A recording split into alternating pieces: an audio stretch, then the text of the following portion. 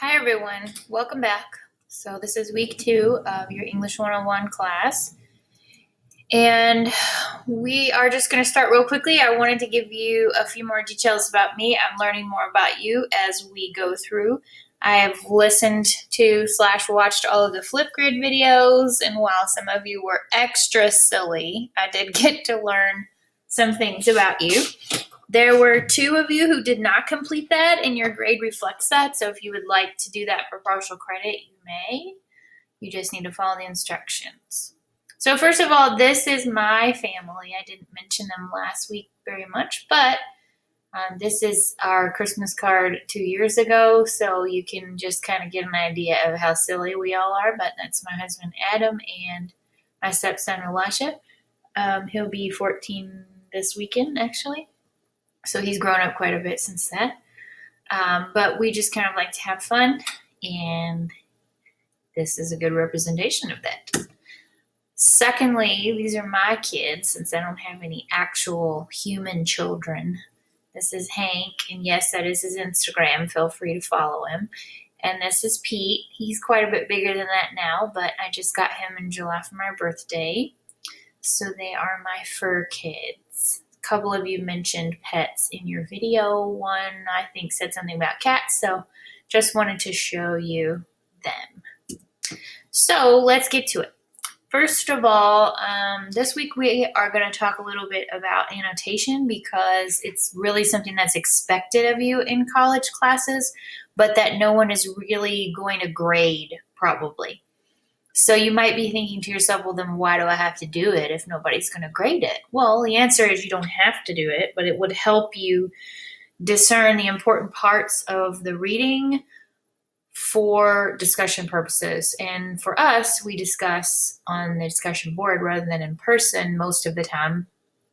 Sometimes I'll have you all do videos, but when you go to a physical class, a face-to-face class, you are going to have to be prepared to discuss. And if you're not, it may leave you feeling not only ill-prepared, but you might miss points. So this annotation tips resource that I have put under the resources folder will help you understand what to look for when you're reading a nonfiction piece.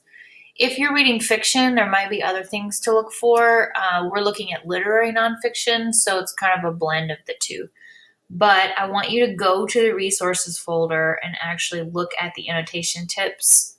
Kind of have that available. If you have a printer, print it. Have it available when you read anything for the class, unless I tell you to look for something different.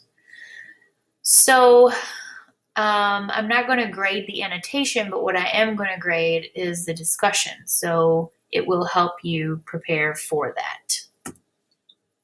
This week you're going to read a longer piece called How to Tame a Wild Tongue. It's in the textbook, but I went ahead and put it under resources in the reading folder in case you don't have your textbook. I'm not sure what the situation is with that for you guys, since so many of you just registered late last week. So you'll use the annotation tips handout, but I want you to keep in mind, because that handout is really generic, it goes for any nonfiction piece. I want you to keep in mind what you're looking at. It's a model of a literacy narrative. That is the first thing that you're going to write in the class as a major piece of writing. So I want you to view it as a model. And also I want you to think about how it differs from Superman and Me. I think you'll find that it does very quickly, but they both deal with someone's development of literacy, at least a little bit. So then once you read that, you are going to respond to the whole group discussion board, which is labeled number 2, by Friday at midnight, essentially 11:59. You get the point. And then comment on only one peer post this time, substantially. You do not have to comment on 2 this time. With 26 of you, that was an awful lot for me to read. So we're just going to compromise. Now, that said, you will only get 10 points for completing both of those things. So make sure that you do both of them, or you will get 5 if you only do one of them. The second thing is you need to, if you're looking at the course schedule, you need to be looking at the first writing assignment and understand what it's asking you. I have put it into steps and we need to just discuss what I mean by the writing process. I'm sure you've heard this before. It's not new. Really, you should have been doing it all through school. But for our purposes, we're going to start always with brainstorming, and that's a weird word. I mean, if there was a storm in your brain, it would hurt. But the idea, figuratively, of course, is to come up with, generate ideas around a certain topic or task. And in this case, we're going to be talking about how you have developed literacy, how it affects you now, and where you expect to go with it. So we have to start by answering some questions that'll get us moving in the right direction so that you can draft next week. So we are on step 1, brainstorming this week, and we will move through these steps. I will keep them in the slide deck and talk about which one we are on when it applies. So this week, you're going to review the writing assignment, which is under writing assignments appropriately, but it's under the writing assignment details folder, not under the place where you turn it in. You're not going to turn anything into that folder this week. You're going to go to the journal, which is on your menu, and you're going to write a journal entry addressing the questions that are on the prompt as thoroughly as you can.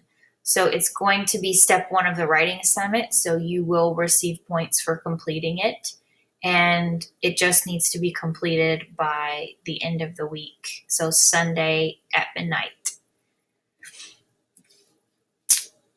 That is all I have for you this week, so I'm just going to quickly step through Blackboards so you can see where everything is. If you look on announcements, I haven't posted it yet, but you will have an announcement that tells you what to do, including watch this video. You will, just a quick reminder, here's the course schedule, so if you ever want to know what's going on ahead of time, it's there. The writing assignment folder I mentioned, you're going to go to this one. So you're going to look at this info here, and it'll download just like that did. And so you can look at the assignment. This is your journal entry. You just click on it, and then you create a journal entry. I'll be able to see it. I'm not sure if you'll be able to see everyone else's. I don't think so. And then under resources, you have the annotation tips. You have this slideshow in case you want it, and then here are the readings that we need for the next 2 weeks. So if you need anything, obviously just click email and email me. Several of you have emailed me already, and I answered you as quickly as I could. Hopefully that worked for you. And if you need anything else, just let me know.